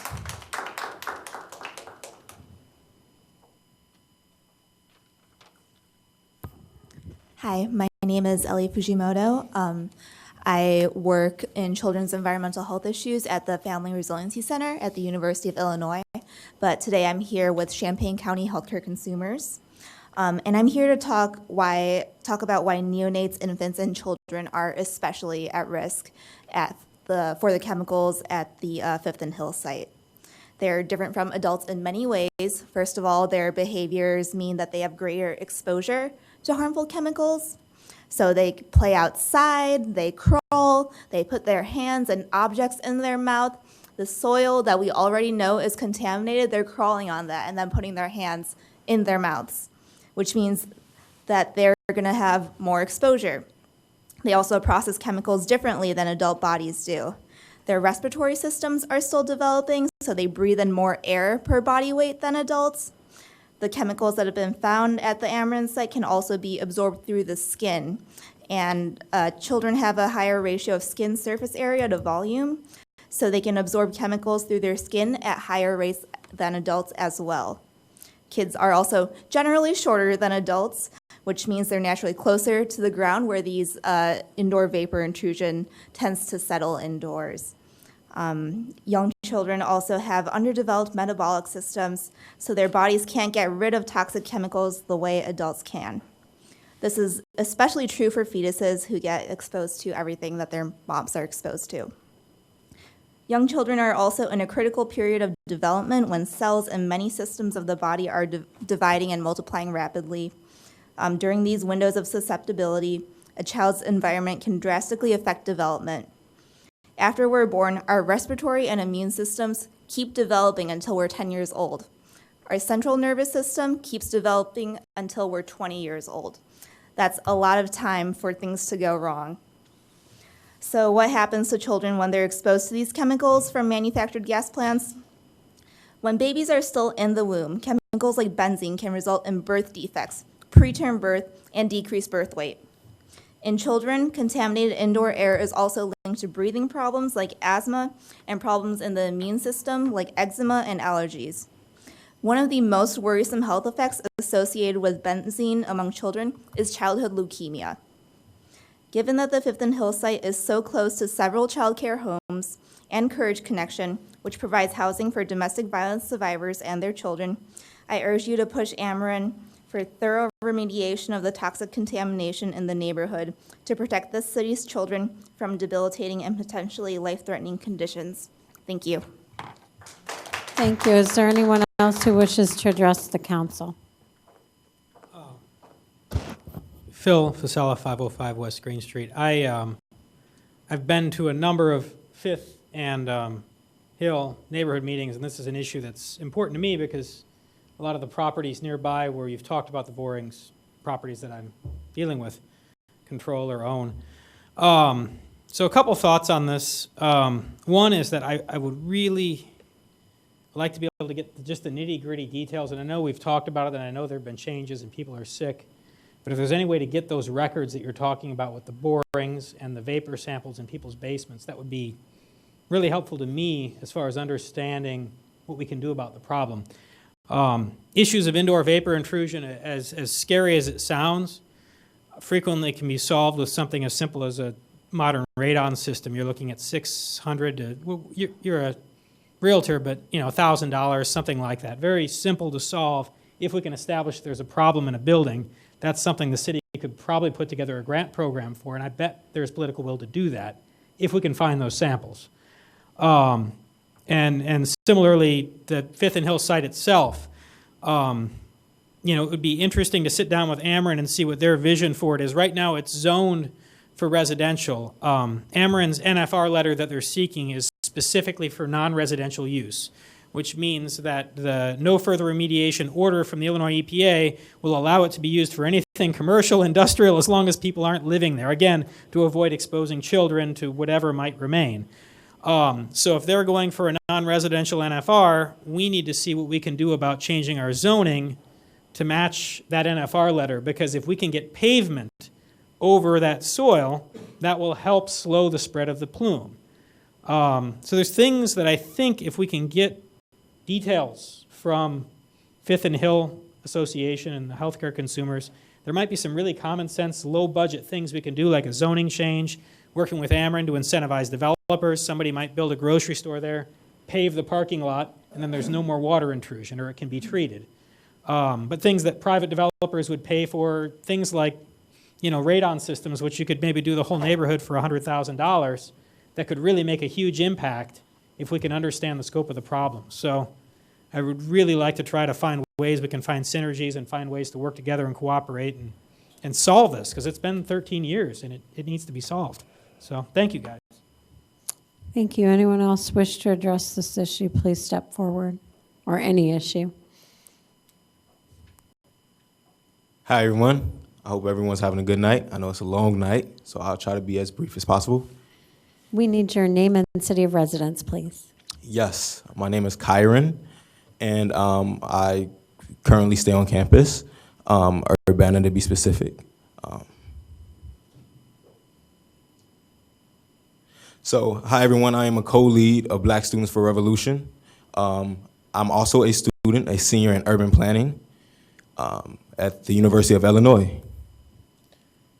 So I mentioned being a co-lead of Black Students for Revolution, but I'm also a co-lead of Black United Front. These are all student organizing / community organizing organizations. So members of Black United Front, which is a coalition of various student organizations, many of the students who live in Champaign as well.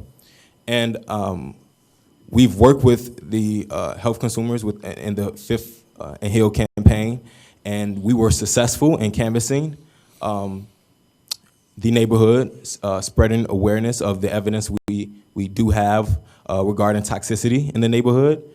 And I'm afraid to say that the stories that we've heard while canvassing can't be unheard.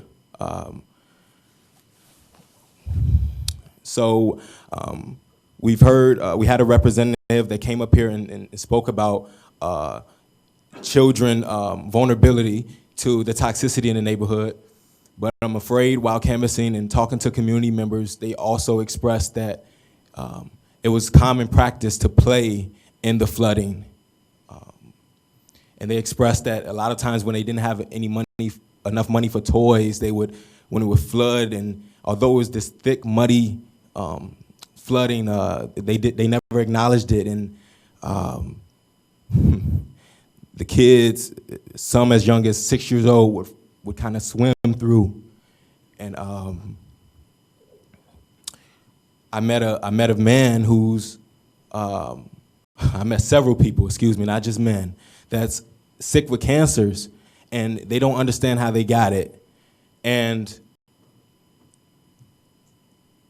from the conversation that I had with the community members, there's commonality there within the types of cancers that they had, and they all have an understanding of the toxicity that occurred in the 5th and Hill, Ameren's property in 5th and Hill. And so when I expressed my concern, potential concern to them,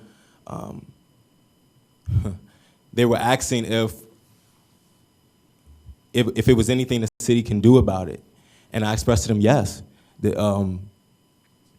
potentially the city can rally behind us and help us address and investigate, further investigate this problem of toxicity. And the smile on their face was a smile that demonstrated hope. Now, to black students on campus, 5th and Hill is a historic community. When black students weren't allowed to stay on campus, black students located in these 5th and Hill neighborhoods that accepted them, that placed a historical importance to minority populations here. Excuse me, I'm going to refer to my notes for the last minute of your time. I'm sorry.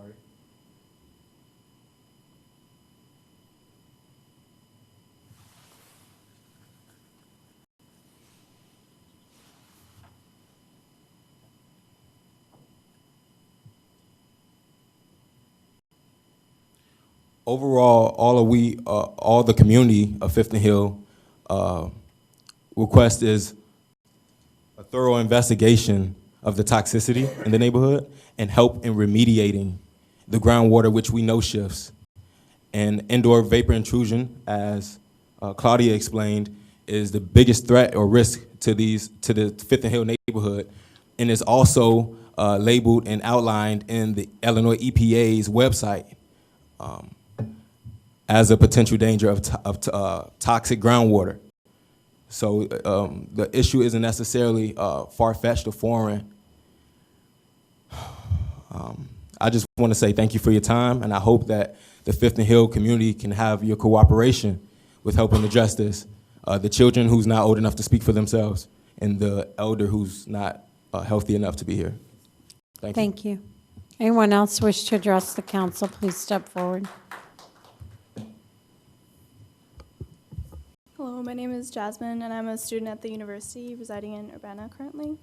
And I'm the liaison of the Champaign City Council for the Department of Governmental Relations at the university.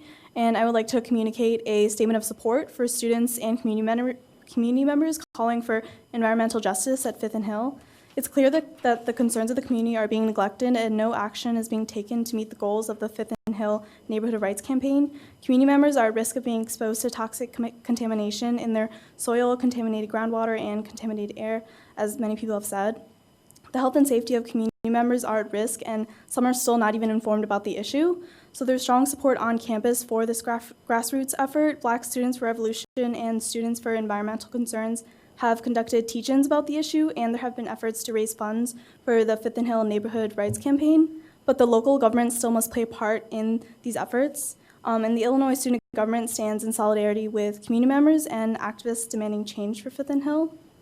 I would also like to communicate a separate statement by the Illinois student government relating to the expansion of the Champaign County Jail. So on behalf of the University of Illinois student government, we respectfully support and advocate for the recommendations of the Champaign County Community Justice Task Force. The Champaign County Racial Justice Task Force has reported that over 50% of the people in the jail currently are Black, and in the county that's 13% Black. This is a trend of racialized violence that we must immediately seek to reverse. Furthermore, recent reports have cited mental health struggles and multiple suicides in the county jails, demonstrating that our current jail system cannot support those who lack mental health care. It is imperative to support the surrounding communities of the university in an effort to advocate for a functioning criminal justice system. And the summary of the recommendations consists of integrating restorative justice methods within the criminal justice system, expanding pretrial services to avoid unnecessarily incarcerating people not convicted of a crime, reducing recidivism, implementing mental health systems to mitigate incarceration, and making rehabilitation practices accessible. So the pretrial process is especially burdensome as people await trial in the county jail. They have not been convicted for any of their crimes, but they must wait for long periods of time if they aren't able to pay their bonds. And African Americans are disproportionately affected, and to a greater degree than those in the nation's jail population. And the research shows that paying for bonds is one of the main reasons people remain in the jails, and this directly targets those that are impoverished. Cash bail bonds also disproportionately affect those that are unemployed and have limited education, which creates an unjust cycle of incarceration because of external factors. This also burdens the county to unnecessarily increase pretrial incarceration of African Americans. The task force recommends expanding the issuance of notices to appear at the jail, utilizing validated risk assessment instruments and well-trained pretrial services officers to limit the imposition of financial release conditions, inclusive accessibility of pretrial services, and reminders for defendants to appear in court. And in addition, the proposed reforms are necessary to keep people who have spent time in jail from reincarceration. The task force also reports that 44.8% of offenders on parole are rearrested within 3 years of release from the state prison. A lack of resources focused on parole agents, rehabilitation programs, and reentry is a major factor of reincarceration.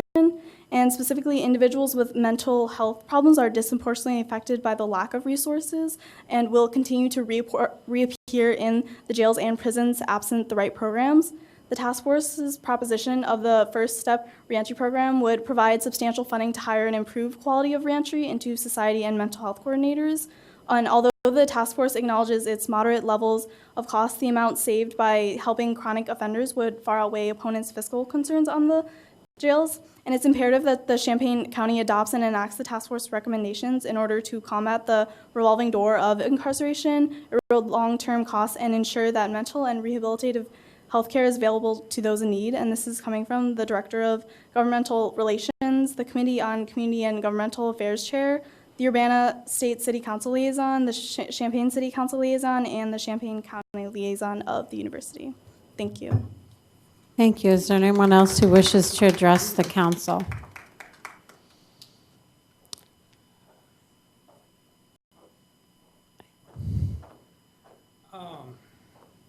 I just, You need to state your name. Phil please. Fasella, 505 West Green, I'm sorry. Again, I really want to see resolution at Fifth and Hill. I think we do need to look back and realize the city spent tens of thousands of dollars on doing some soil borings along the pipe. You know, Ameren did a substantial millions of dollars worth of work at Fifth and Hill.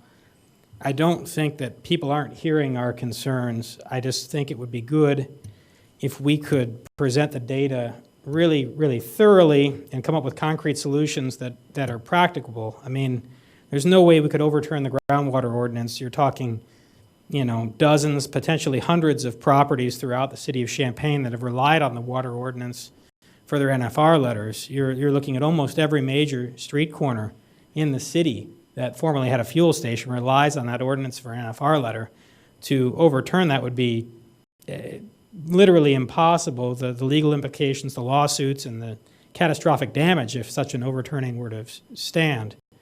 So I think if we can get actual, you know, numbers, samples, reports from indoor vapor, et cetera, I think there is tons of political will. The people on the council are eminently concerned about the health of the neighborhood, and if we can get reports that show there's elevated vapor levels in this or that basement, I have no doubt that the people up here and the people of Champaign would love to set up a program to remediate indoor vapor, et cetera, but we need to look at, you know, real things that we can execute in a year or two to solve this problem once and for all and get it done. And I really hope we can find a way to work together so there's a science-based approach that has an end game that helps to bring the community together, because I think this has been a really difficult situation for everybody. But I think the city has tried really hard, and I think you guys have tried really hard, and I don't want to say that either side isn't doing their part, because I think that would be mischaracterizing it for sure. Thank you.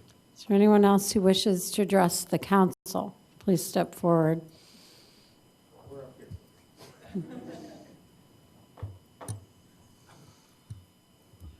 Alan Axelrod, 814 Sunset Drive, Unit 3. Not a fantastic set of remarks, just more or less a clarification of some of the efforts that the Fifth and Hill community have been pursuing, including actually crowdfunding for testing kits so that a science-based solution could be found. It would be encouraging to see some degree of city support for further study of the health challenges that are faced by the Fifth and Hill community so that we can figure out what those solutions are without relying on the painstaking accrual of funds from folks who don't have enough. Thank you. Is there anyone else who wishes to address the council?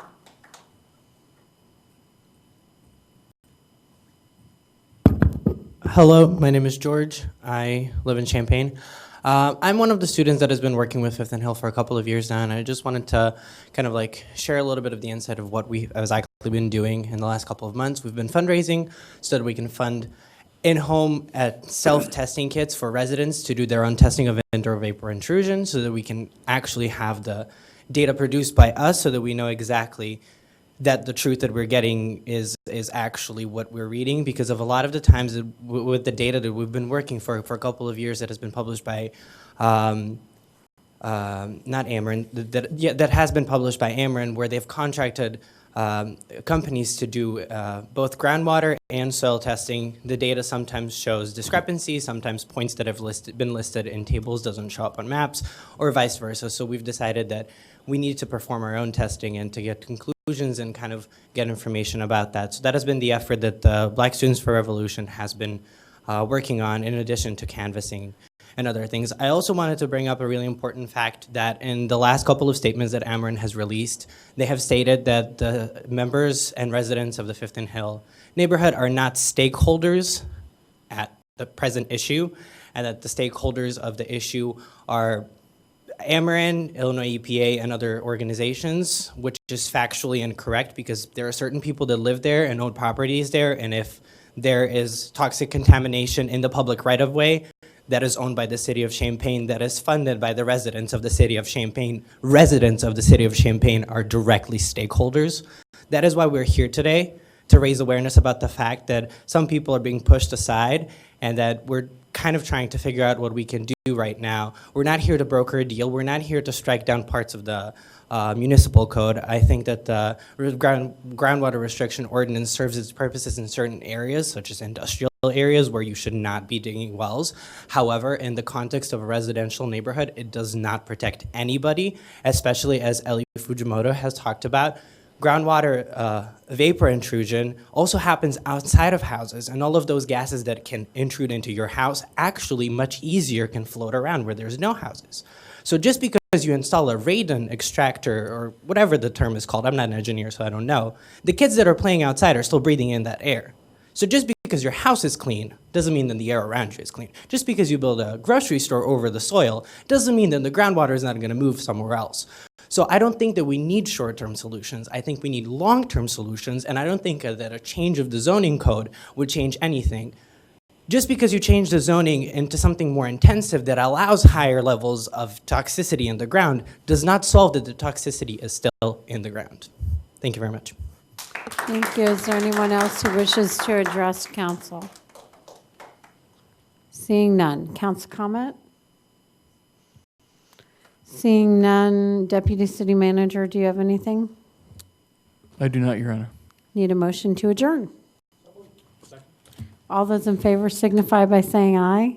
Aye. Aye. Opposed, same sign. Motion carries.